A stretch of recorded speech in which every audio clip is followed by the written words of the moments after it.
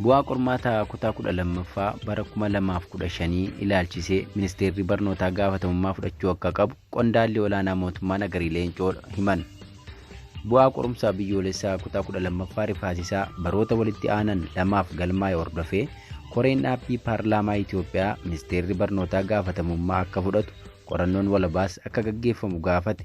Mana maree bakka bu'oota uummataatti koreen dhaabbii misooma humna namaa bobbii hojiif dhimmoota teekinooloojii roobii darbe dhaabbilee gaafatamni hordofuu kennameef keessaa raawwii ministeera barnootaa qoratee qajeelfama kenneera.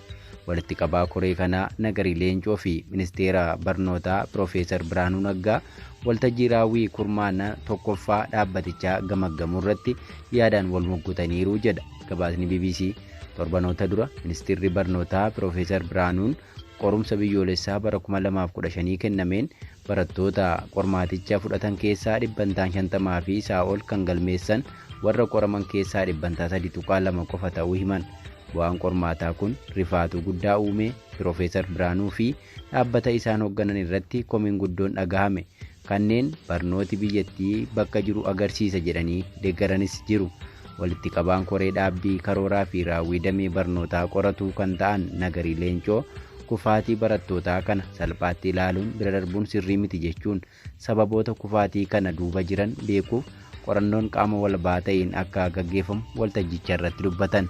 Nagarii Leencoo addatti gaaffiif deebii BBC waliin taasisanii irrattis ministeerri barnootaa ergama damee barnootaa hoogganuuf kennameefirraa kan ka'e bu'aa gad aanaa galmaa'eef gaafatama fudhachuu qaba jedhan. Baroota darban lamaan qofa barattoota qorumsa fudhatan miliyoona 1.6 ta'an keessaa muraasni qofa darbuu isaaniif sababni kenniinsa qormaatichaa jijjiiruun hanna qormaataa hambisuu akka ta'etti gabaasni dhiyaatu gahaa miti jedhu Dr. Nagariin. Kufaatii kanaaf sababa hedduun jiraachuu malu waan ta'eef ofii keenyaan dibshaashatti sababni isaa kana jennee bira darbuun hin ta'u. Yaadni hooggantoonni ministeerichaa kennanis immoo qorannoo gadi fagoo irratti waan hundaa'e nutti hin fakkaanne.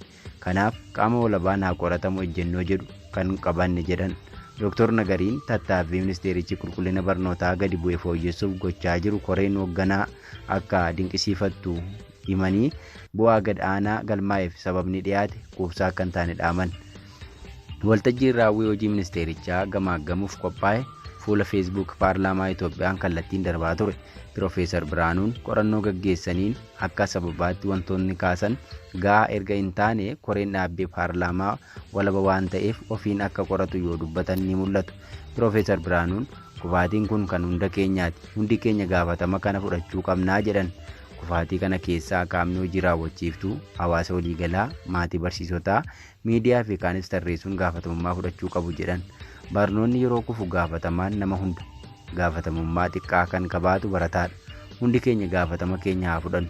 Rakkoo kana fuula duratti furuuf bu'uura misooma barnootaa fooyyessuu, dhiyeessii kitaabaa fi ga'umsa barsiisotaa fooyyessuu, akkasumas caasaa guddinaa fi faayidaa barsiisaa ga'umsa wayyaa'aa qabu dabaluu irratti akka hojjetanis Piroofeesar Biraanuun dhaamaniiru.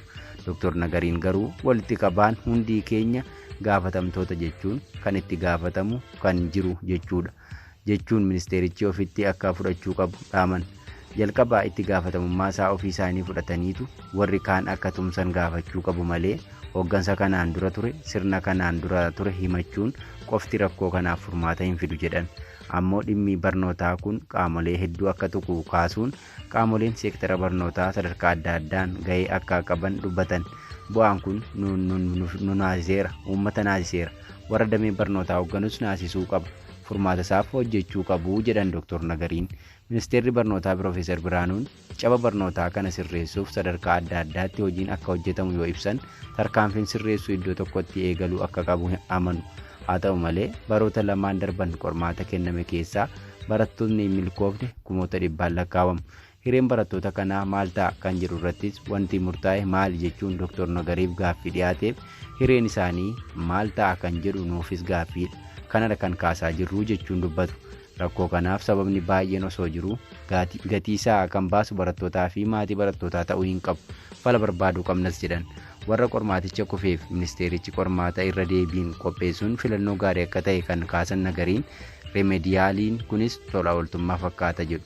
jalqaba waan barattootaaf guutamuu qabu guutuudhaan galtiin barnootaa haala barbaachisuun dhiyaatee adeemsa keessa qulqullina barbaannu bira geenya malee dhaloota tokko irratti ba'aa fe'uun keessaa ba'uu hin dandeenyu. Naasuun bu'aa galmaa'een mul'ate rakkinicha furuuf sochii qabatamaatti galee mul'achaa akka hin jirre Dr. Nagariin ni dubbatu. Profeesar Biraanuun ammoo sababoota ijoo adda baasan tarreessanii irratti hojjechuu eegaluu fi bu'aan isaa waggoota dhufan keessatti akka mul'atu eeraniiru.